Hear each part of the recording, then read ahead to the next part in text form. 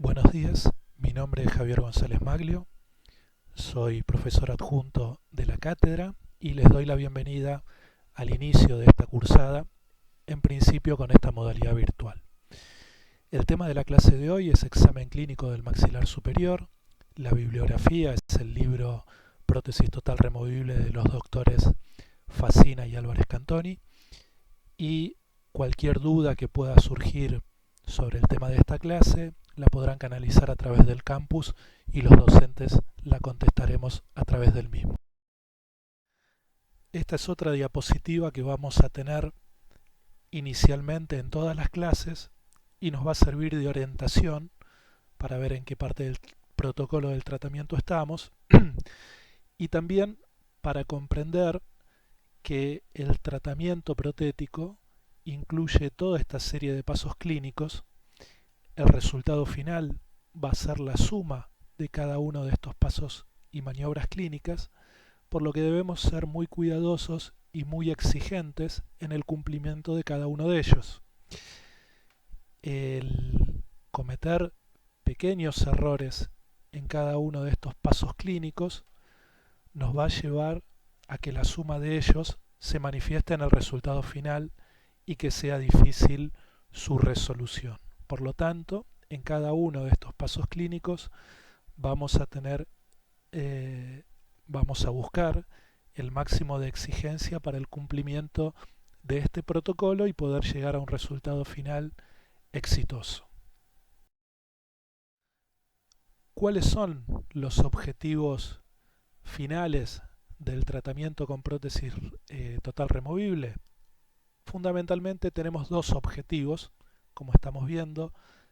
Por un lado la estética, recuperar esa estética perdida, y por otro lado la función que vamos a obtener con la oclusión de las piezas dentarias. Estética y función son nuestros objetivos principales en el tratamiento de nuestro paciente desdentado total. Comenzamos diciendo que el sistema estomatognático de nuestros pacientes va a estar alterado fundamentalmente a nivel del sistema óseo dentario. Al momento de perder las piezas dentarias, nuestro paciente o nuestros pacientes van a sufrir una serie de modificaciones. Al perder estas piezas dentarias, esto va a provocar alteración en el reborde residual, en el reborde del maxilar,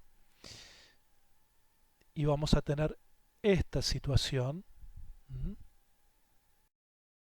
lo que va a estar relacionado con el sistema articular. Este sistema articular va a sufrir consecuencias de la pérdida de las piezas dentarias, va a sufrir modificaciones en su funcionamiento del sistema nervioso. Todas estas alteraciones y esta interrupción del sistema estomatognático a nivel dentario lo que nos va a provocar es una pérdida o alteración de funciones, entre ellas posturales. Mencionábamos el adelantamiento del maxilar inferior como consecuencia de las pérdidas de piezas dentarias, alteraciones estéticas, no solo por la falta de las piezas dentarias, sino por la alteración del tercio inferior de la cara, es decir, el paciente va a tener alterada su estética no solo al sonreír, sino incluso en reposo, por la modificación de sus labios y de las dimensiones de ese tercio inferior de la cara. Por supuesto va a estar alterada la masticación. Ninguno de estos pacientes va a dejar de alimentarse por no contar con piezas dentarias ni prótesis que lo rehabiliten, pero sí va a estar seriamente alterada esa masticación. Es una función muy importante que se encuentra alterada. También alteraciones de tipo fonético. Sabemos que hay muchas palabras y muchos fonemas que dependen de la posición de los dientes, y también vamos a tener alteradas funciones gustativas, fundamentalmente por el uso de prótesis removible, la interposición del acrílico, la relación entre el dorso de la lengua y ese acrílico va a alterar la función gustativa de los pacientes. Vamos a hablar del examen clínico protético de nuestros pacientes. Esta es una situación ideal, paciente normodentado, y este es el paciente que vamos a recibir en nuestra consulta en la cátedra. Vamos a buscar como objetivo transformar este paciente desdentado, volver a llevar a su aspecto de normodentado. ¿Cómo lo vamos a realizar? Con prótesis removible que podrán ser de tipo convencional y de mayor duración, o podrán ser prótesis que van a estabilizar nuestro caso clínico a la espera o como paso intermedio de un tratamiento de mayor complejidad de tipo implanto asistido. Sabemos que en ese tipo de tratamientos siempre es necesario estabilizar el caso clínico y contar con prótesis totales removibles correctamente realizadas con una correcta dimensión vertical y con una correcta oclusión de las mismas.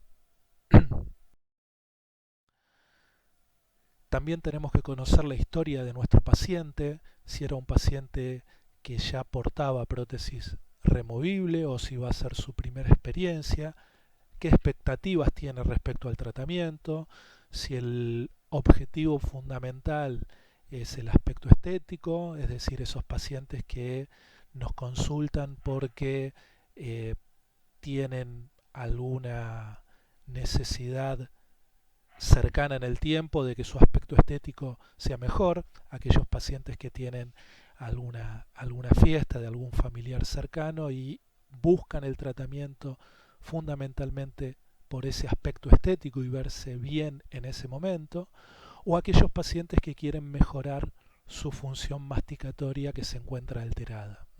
Son todos datos que vamos a ir volcando en nuestra historia clínica y que son importantes para ir conociendo a nuestro paciente. A su vez, vamos a sumar todo el análisis de los elementos anatómicos para determinar un pronóstico y establecer con nuestro paciente desde las primeras sesiones dicho pronóstico, dicho plan de tratamiento y en base al análisis de cuán favorable o no sean cada uno de los elementos anatómicos. ¿Cómo vamos a realizar el examen clínico protético? Lo vamos a dividir en un examen extrabucal y en un examen intrabucal. En el examen extrabucal vamos a observar al paciente, fundamentalmente su tercio inferior de la cara, y vamos a observar al paciente de frente y de perfil. La observación de perfil es muy útil en el caso de pacientes desdentados totales porque nos da un detalle muy característico respecto al colapso que suele haber en los labios. También vamos a evaluar las articulaciones temporomandibulares. Recordemos que siempre para rehabilitar a un paciente las articulaciones deben estar en salud. Si tenemos alguna patología, si hay dolor en la articulación, esa patología debe ser tratada previo a la realización del tratamiento definitivo. Con respecto al examen intrabucal, vamos a evaluar tonicidad de labios, carrillos y lengua, tamaño de la abertura bucal. Muy importante evaluar esto para tener en cuenta con el paciente en las maniobras clínicas que requieren mayor abertura, como ser la impresión primaria del maxilar inferior,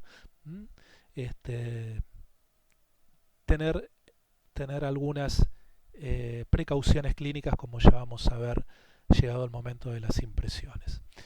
Y finalizando el examen intrabucal, desarrollaremos el examen clínico del maxilar superior y el examen clínico del maxilar inferior. Complementaremos todo esto con un examen radiográfico y lo que debemos conocer es que más allá de la rehabilitación que hagamos, hay algo que hemos perdido en un paciente desdentado total, que es la propiocepción. Recordemos que en este paciente totalmente dentado tenemos receptores en el ligamento periodontal, receptores propioceptivos que nos van a dar una información mucho más específica o mucho más precisa en cuanto a la propiocepción de nuestros pacientes, que al perder piezas dentarias se pierden esos receptores del ligamento periodontal y como consecuencia en el paciente desdentado esa propiocepción no va a existir, lo que nos va a llevar a que aún con la rehabilitación protética con prótesis total removible, lo que vamos a recuperar es un 30 a 40% de la eficacia masticatoria que tenía nuestro paciente. Bien, comenzando el examen extrabucal, observamos articulación en apertura y cierre. No debe haber dolor, no debe haber limitación del movimiento. Si lo hubiera, debe ser tratada esa patología antes de comenzar con el tratamiento. Sí, lo que tenemos que saber es que existen cambios fisiológicos relacionados con la edad, adelgazamiento del disco, a su vez menor elasticidad en los ligamentos. Todo esto nos lleva a que pueden existir ruidos que sean compatibles con la edad de nuestros pacientes. Debemos tratar cuando hay dolor, cuando la función está limitada. En ese caso se tendrá que realizar un tratamiento previo con prótesis totales removibles diagnósticas que serán modificadas en cuanto a su dimensión vertical y demás. Serán prótesis provisorias complementadas con tratamiento farmacológico y kinésico, todo esto indicado por un especialista. Solamente encararemos el tratamiento definitivo una vez que las articulaciones estén estables y cuando evaluamos el aspecto de la cara, concentrémonos en las fotografías de la izquierda donde estamos viendo a nuestros pacientes. En este caso, observemos que si el paciente no sonríe, es decir, si no vemos que le faltan sus piezas dentarias y vemos esta imagen con los labios en reposo, en este caso podríamos llegar a dudar que sea un paciente desdentado. Fíjense que la alteración de ese tercio inferior es bastante poca, totalmente distinto a esta fotografía donde vemos un gran colapso y donde, aunque el paciente no sonría y no nos manifieste que no tiene piezas dentarias, su aspecto, el aspecto de su tercio inferior, ya nos demuestra esta pérdida dentaria y esta pérdida de soporte labial. La fotografía del medio es una fotografía intermedia.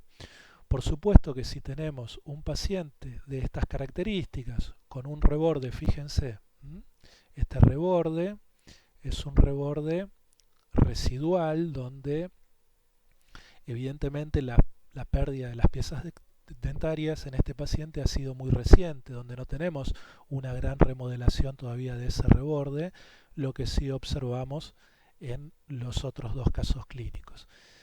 Para este primer paciente, donde el colapso prácticamente no existe, va a ser mucho más complejo y su pronóstico va a ser más desfavorable por el volumen que va a ocupar nuestra prótesis y donde es muy probable que alguna alteración en cuanto al volumen, al sobrecontorneo que pueda llegar a tener esa prótesis, vamos a obtener. En cambio, con los otros dos pacientes tenemos mejores posibilidades en cuanto a los espacios protéticos. Obviamente que en un caso con este extremo colapso, también lo que nos va a indicar es que el tamaño del reborde es muy reabsorbido y nos va a dificultar en cuanto a la estabilidad de las prótesis, como veremos más adelante. Vamos a evaluar y vamos a analizar la prótesis con la que concurre el paciente, si es que la tiene. Fíjense la oclusión totalmente alterada, los desgastes. Decimos que en el edentulismo siempre va a predominar el aspecto senil, más allá de la edad. Este es un chico con otro tipo de patología, pero que tiene como consecuencia de su patología ha perdido las piezas dentarias, y en todos observamos que independientemente de la edad predomina ese aspecto senil por las alteraciones de ese tercio inferior de la cara. Esto es lo que hablábamos respecto al tamaño de la abertura. Fíjense, en un paciente con estas características las maniobras van a ser mucho más simples. Cuando tenemos una abertura, un tamaño de abertura bucal mucho más limitado, tenemos que practicar con el paciente y debemos ser muy cuidadosos con las maniobras clínicas, siempre trabajando, como vemos acá, con el espejo bucal para distender una comisura y pivotear con el elemento protético, que sea la cubeta o sea cubeta rodete o con lo que estemos trabajando, sobre el lado opuesto. Esta maniobra ya la vamos a ver cuando veamos impresiones primarias. Lo importante es que el paciente sepa y que nosotros lo entrenemos para que pueda colaborar con nosotros. La apertura para estas maniobras no tiene que ser la máxima, sino que trabajar con la boca entreabierta es lo que nos va a permitir una mayor distensión del labio y de la comisura. ¿Qué vamos a tener en cuenta cuando hagamos la inspección intrabucal? Vamos a evaluar la salud de los tejidos que cubren el reborde, esa mucosa de recubrimiento. Si no estuviera en salud, debemos restituirla. Ya veremos cómo. Vamos a evaluar la tonicidad de las inserciones musculares. Buscamos, o mejor dicho, es favorable una tonicidad media. Una tonicidad muy marcada va a ser desfavorable porque va a tender a desestabilizar las prótesis del terreno de soporte. Vamos a evaluar los distintos reparos anatómicos de ambos maxilares para determinar cuál de ellos es favorable para nuestra prótesis total removible, y vamos a analizar la congruencia de los maxilares, del maxilar superior y del maxilar inferior, en un plano vertical. Con respecto a la salud, si esa salud estuviera alterada, vamos a evaluar la prótesis del paciente. Vamos a eliminar agentes irritantes de esa prótesis, como puede ser algún diente fracturado, algún borde filoso, algún borde fracturado que esté lastimando o traumatizando los tejidos. Vamos a corregir todo esto. Vamos a controlar la oclusión y controlar la presión que ejerce esa base protética sobre el terreno. Muchas veces vamos a realizar rebasados con acondicionadores de tejido para estabilizar para estabilizar la presión que ejerce la prótesis sobre el terreno de soporte y para recuperar la salud de estos tejidos. En caso de que realizadas las maniobras de corrección de prótesis, de rebasado con acondicionadores de tejido, no logremos restablecer la salud, el paciente será derivado a la consulta estomatológica.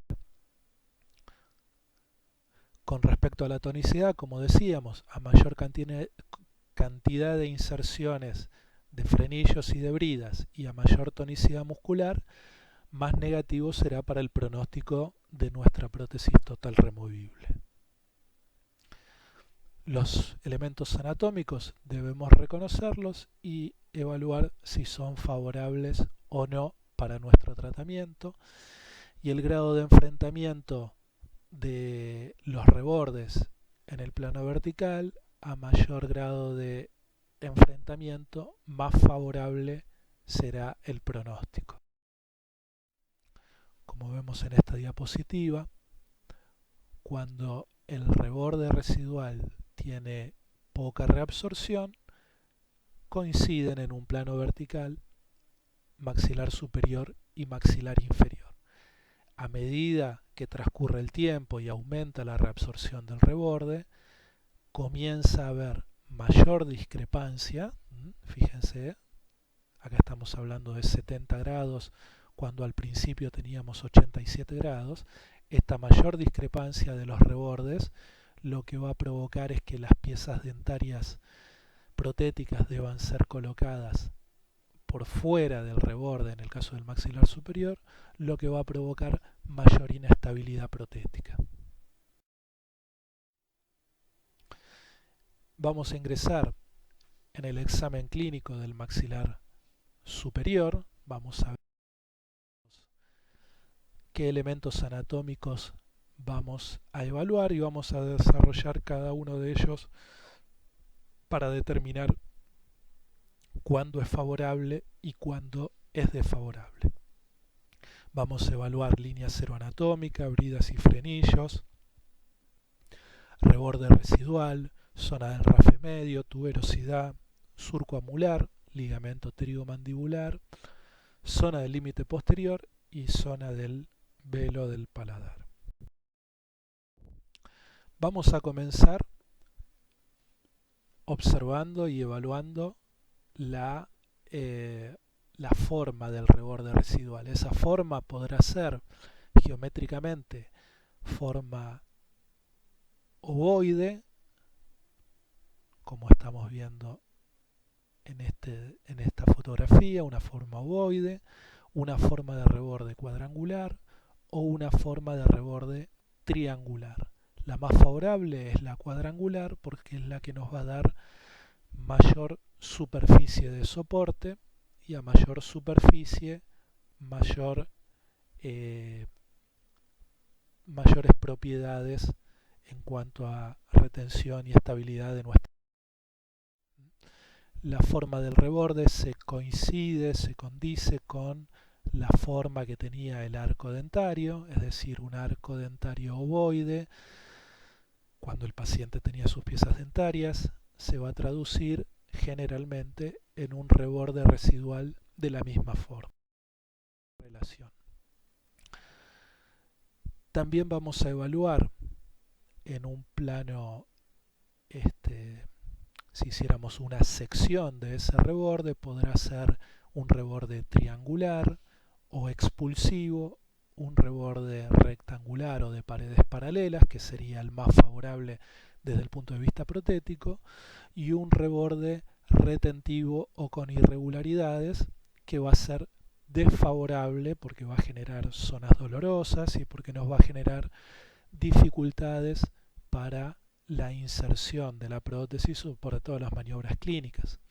Tengamos en cuenta que cuando tenemos rebordes residuales muy irregulares, con espículas óseas y demás, deberán ser modificados quirúrgicamente antes de comenzar el tratamiento protético.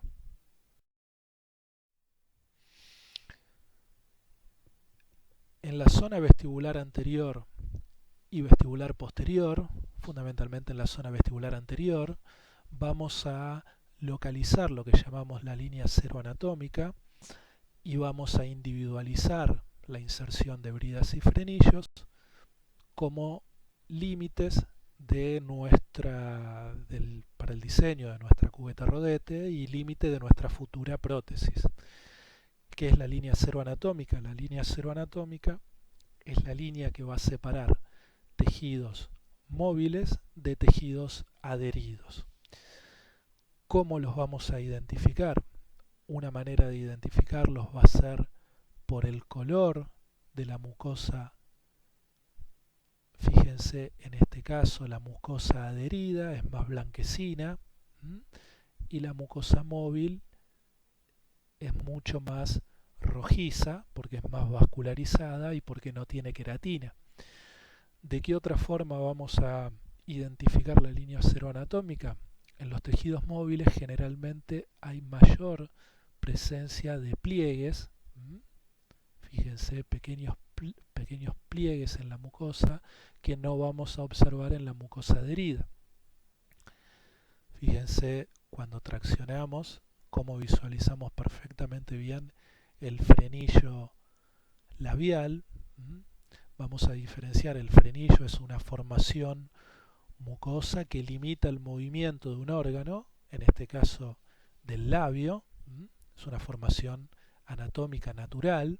En cambio, cuando hablamos de bridas, son repliegues mucosos originados por cicatrices tórpidas. Cuando hay extracciones que tienen una cicatrización de tipo tórpida, suelen dejar una secuela, y esa secuela es la brida. La mayor presencia de bridas nos va a dificultar o va a ser un elemento desfavorable para el tratamiento protético. Vamos a identificar frenillo labial, central, frenillos laterales, y a su vez vamos a identificar su inserción sobre el reborde. Cuanto más cercano a la cara oclusal del reborde sea la inserción de esos frenillos y bridas, más desfavorable va a ser para la estabilidad de nuestra prótesis. Ahí tenemos marcada la línea cero anatómica, esa diferencia entre tejidos móviles y tejidos fijos. Tenemos otra forma de visualizar, que es por tracción. ¿Cómo vamos a traccionar el labio? De la forma que estamos viendo en la fotografía. Con la boca del paciente entrecerrada vamos a traccionar el labio superior en forma perpendicular al reborde, traccionando hacia derecha y hacia izquierda para poder ver perfectamente el movimiento, principalmente de los frenillos, y visualizar con esa tracción perpendicular hasta dónde el tejido es móvil y dónde deja de tener movimiento, y marcamos nuestra línea cero anatómica de esa forma. En la zona vestibular posterior vamos a tener la presencia de las tuberosidades. La tuberosidad la vamos a identificar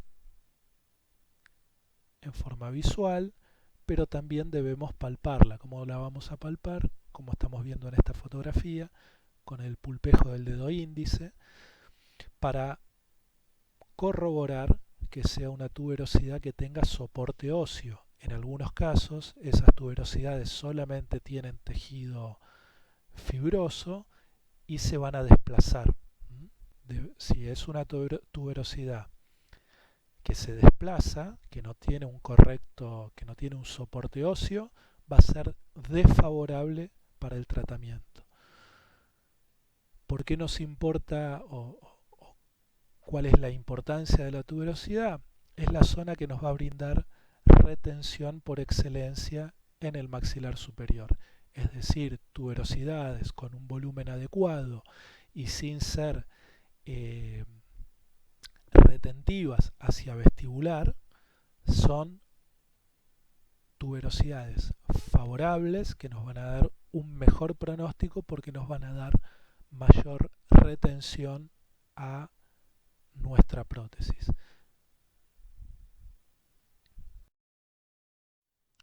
Fíjense, en este caso tenemos tuberosidades que son excesivamente voluminosas hacia vestibular. Observen esta tuberosidad, la saliencia que tiene, generando zonas retentivas hacia apical de la tuberosidad, lo mismo que acá lo vemos sobre un modelo. Ambas tuberosidades, esta retentiva hacia vestibular, fíjense la prominencia que tiene esa tuberosidad, la del otro lado un poco menos, pero ambas son retentivas, lo que nos va a generar una dificultad desde el punto de vista protético. Si tenemos dos tuberosidades retentivas, vamos a tener dos alternativas. Una alternativa o una solución va a ser la solución protética, donde vamos a confeccionar nuestra cubeta rodete, como estamos viendo acá en este esquema, abarcando hasta fondo de surco en la tuberosidad que sea menos retentiva. Vamos a seleccionar cuál de las dos tuberosidades tiene la menor retención y en esa tuberosidad vamos a diseñar hasta fondo de surco, y en la otra, en la que tenga la mayor retención hacia vestibular, esta retención en el plano horizontal, en esa tuberosidad más retentiva vamos a diseñar solamente hasta el ecuador de la misma, es decir, hasta la zona donde la tuberosidad tiene su mayor prominencia. La otra alternativa es la cirugía correctora, pero muchas veces nos vamos a encontrar con pacientes que tienen alguna contraindicación para cirugías o que no desean realizar ese tipo de tratamiento. En esos casos utilizaremos la alternativa de solución protética.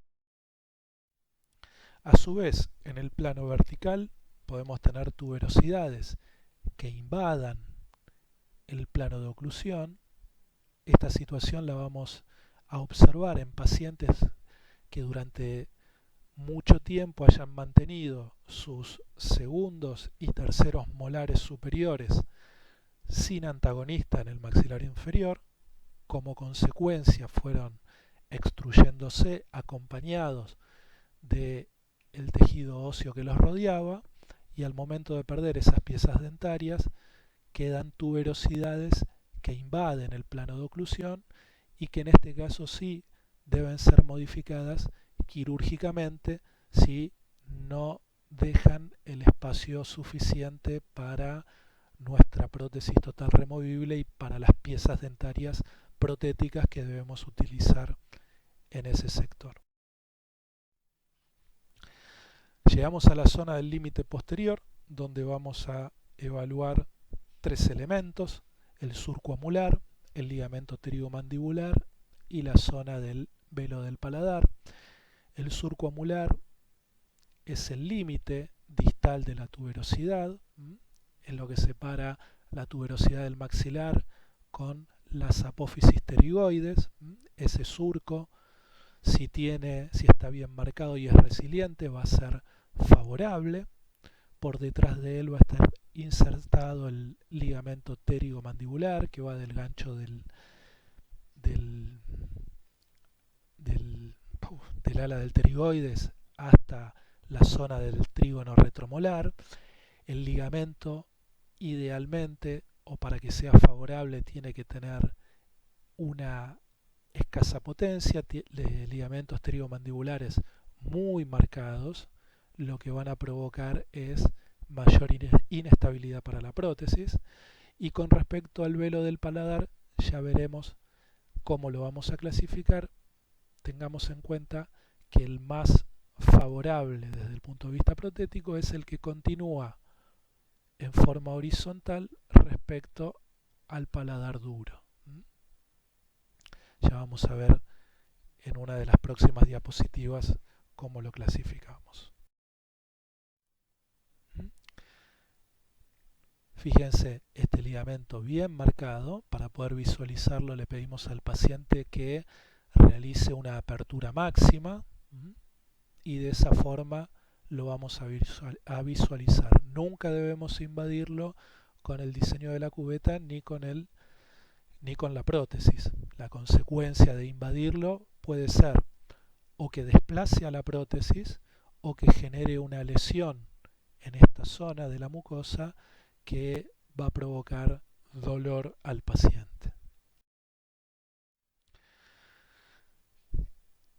En esta diapositiva lo que estamos mostrando es lo que indicamos de rutina, es una zona de límite posterior recta, una línea recta de surco amular a surco amular. Esto vamos a considerar como límite posterior de nuestra prótesis. En este caso lo que se hizo fue marcar con lápiz tinta ese límite ideal y marcar con lápiz tinta también el borde hasta donde llegaba la prótesis que utilizaba el paciente. Fíjense, y esto es muy común, ver toda la zona que estamos perdiendo con extensión de prótesis, y esta zona es muy importante. ¿Por qué? Porque es una zona depresible y es una zona que nos va a brindar sellado posterior a la prótesis. ¿Cuánto vamos a poder invadir en esta zona? Ahora lo vamos a analizar según la clasificación de House. House lo que hace es clasificar la caída que va a tener el velo del paladar respecto al paladar duro cuando entra en función. ¿Cómo vamos a visualizar esa función? Le vamos a pedir al paciente que pronuncie la letra A y que la mantenga, A, así de esa forma, o bien le vamos a tapar las narinas y le vamos a pedir que sople por la nariz. Con cualquiera de las dos maniobras, el velo del paladar va a tomar función, es decir, va a tomar movimiento y lo vamos a observar. Lo más favorable es la clasificación 1 de House, donde el velo del paladar continúa en forma casi horizontal con respecto al paladar duro, y en esos pacientes vamos a poder extendernos con el límite posterior, vamos a poder invadir ese velo del paladar unos 5 milímetros. En el caso 2, en la clase 2, va a haber una inclinación intermedia donde vamos a poder invadir entre 1 y 5 milímetros sobre ese velo del paladar, y el caso más desfavorable es la clase 3 de House, donde la caída del velo del paladar es en forma de telón, es muy abrupta y no vamos a poder invadir ese velo de paladar porque si no va a desplazar la prótesis. Esta situación, este caso 3, esta clase 3, suele verse en casos de paladar ojival.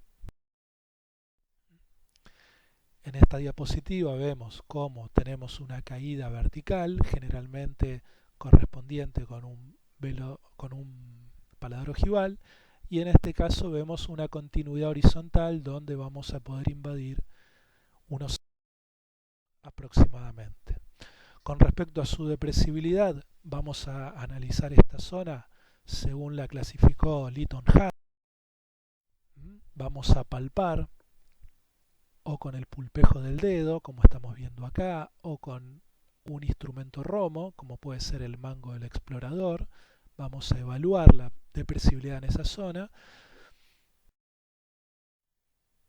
Y Lytton Harris la clasificó del siguiente modo: una zona media de alrededor de 4 milímetros que corresponde con la espina nasal posterior, donde la depresibilidad es mínima; una zona de depresibilidad intermedia que corresponde con la zona de surcos amulares, y una zona de mayor depresibilidad, que es esta que estamos viendo acá, que corresponde con las foviolas palatinas.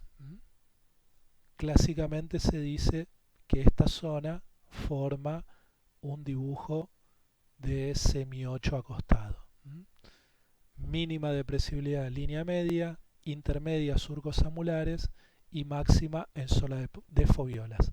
Pero siempre debemos palpar en cada uno de nuestros pacientes porque puede haber mayor o menor extensión de esta zona de depresibilidad, siempre respetando este esquema de distribución descrito por Lytton Harris.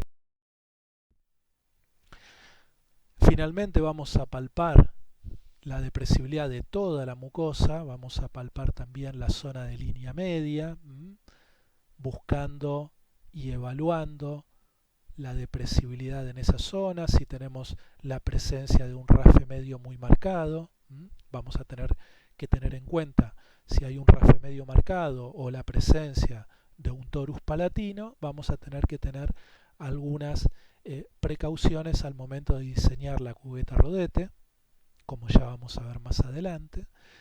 ¿Y para qué nos va a servir el análisis de depresibilidad, ¿no? De la depresibilidad de la mucosa, nos va a servir para seleccionar el material de impresión primaria, como veremos más.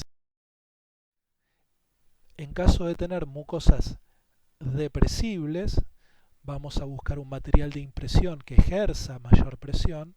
Vamos a elegir siliconas de tipo masilla, siliconas pesadas que podrán ser de adición o de condensación y que van a ejercer presión al momento de tomar la impresión primaria. En cambio, cuando tenemos mucosas delgadas, mucosas que sean no depresibles, utilizaremos materiales que ejerzan una menor presión. El material que preferentemente vamos a utilizar es el alginato. Mayor depresibilidad, materiales pesados; menor depresibilidad, mucosa no depresible, alginato. Pero con una observación: una cosa es la depresibilidad de la mucosa y otra situación, como podemos tener en algunos pacientes, es lo que llamamos fibromucosas sin soporte óseo.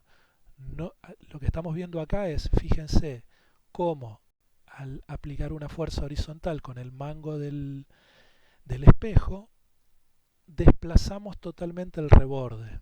Ese reborde es igual a la otra hemiarcada, y al generarle una fuerza horizontal lo desplazamos. Esto no es una mucosa depresible, esto es una fibromucosa sin soporte óseo. Por lo tanto, en estos casos clínicos, lo mismo que acá, fíjense esta tuberosidad, como lo mencionábamos cuando hablábamos de tuberosidad y mencionábamos que debía ser palpada, esta tuberosidad se desplaza totalmente, debería continuar por aquí y está totalmente desplazada. Esas fibromucosas sin soporte óseo deben ser impresionadas con un material que ejerza muy poca presión. Las vamos a impresionar con alginato porque no queremos deformar para nada la forma de ese reborde. Queremos una copia sin presión. Entonces, tenemos que diferenciar depresibilidad de la mucosa, mucosa no depresible y presencia de fibromucosas. Mucosa depresible, impresiones con materiales pesados; mucosas no depresibles y fibromucosas sin soporte óseo, impresiones con muy poca presión, impresiones con alginato. Si teníamos la presencia de un torus mandibular, de un torus palatino o una línea media, un rafe medio muy marcado, cuando diseñemos, esto ya lo vamos a ver en la clase correspondiente, pero para que vayan familiarizándose con esta situación, lo que hacemos es aliviar esa cubeta rodete y realizamos perforaciones antes de la impresión definitiva para que esa presión se disminuya aún más. Igualmente esto lo vamos a ver más adelante. Por ahora tengamos en cuenta que si tenemos la presencia de un torus palatino o la presencia de una línea media de un rafe medio muy marcado, es un elemento desfavorable y que debemos realizar maniobras de alivio sobre la cubeta rodete. Una vez que finalizamos el examen clínico, vamos a complementar con el análisis o con el diagnóstico radiográfico. Vamos a pedirle a todos nuestros pacientes como rutina una radiografía panorámica. Es muy común encontrarse con piezas dentarias retenidas o con restos radiculares que deben ser eliminados o deben ser evaluados, pero generalmente se indican las extracciones porque al momento de comenzar a utilizar una prótesis puede estimular la erupción de esas piezas o de esos restos y empezar a provocar dolor. Complementamos con un análisis radiográfico. Y para finalizar la clase de hoy vamos a decir que cada caso clínico es individual, va a ser planificado, vamos a evaluar cuántos elementos anatómicos favorables tenemos, cuántos desfavorables tenemos, y en base a esto estableceremos el pronóstico de nuestro tratamiento y el plan de tratamiento final. Tanto el pronóstico como obviamente el plan de tratamiento, el paciente lo tiene que conocer en las primeras sesiones. Tiene que ser consciente, si tenemos un caso clínico donde todos los elementos anatómicos son desfavorables, el pronóstico de esa prótesis va a ser desfavorable en consecuencia, y el paciente tiene que saber que va a tener mayores limitaciones. Bueno, con esto finalizamos la clase de hoy. Cualquier duda, realicen las preguntas a través del campus o en las redes sociales de la cátedra. Muchas gracias.